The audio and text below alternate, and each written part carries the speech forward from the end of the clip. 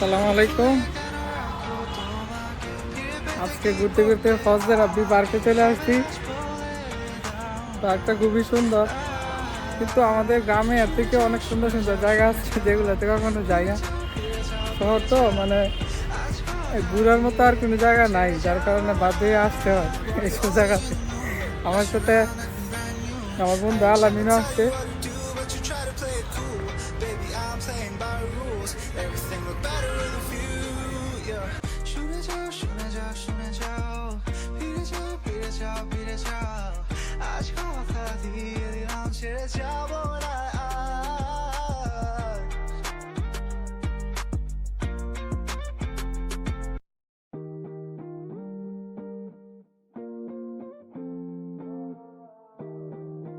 যারা এই পার্কে আসবে তাদের জন্য কোনো এন্ট্রি ফি লাগে না, এটা একটা ভালো দিক।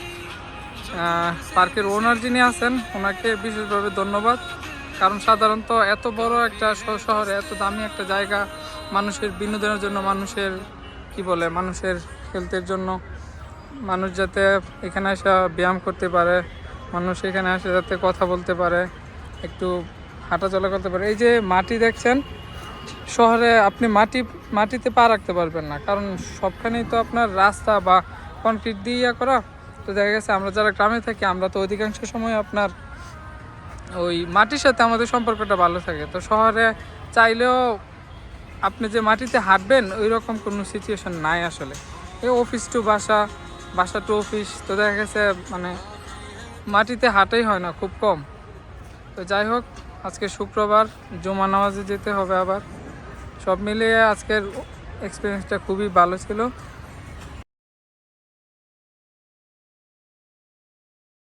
ইউটিউবে আপলোড করব, ফেসবুকে আপলোড করতে পারছি না আত্মীয় স্বজনদের জন্য। অনেক আত্মীয় স্বজন আছে যারা দেখলে মাইন্ড করবে, ব্লগার টগার বলে রাগাবে, কিন্তু ইউটিউবে এইরকম কেউ নাই।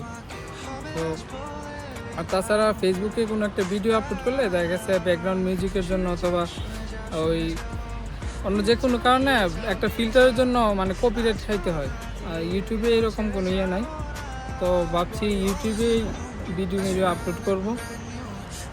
সবাই ভালো থাকবেন, সবাই সময় করে নিজের জন্য একটু সময় বের করবেন, একটু পার্কে ঘুরতে আসবেন যারা শহরে আছেন, বা যেখানে সবুজ প্রকৃতি বা আপনি খালি পায়ে হাঁটতে পারবেন এরকম জায়গাতে আসবেন।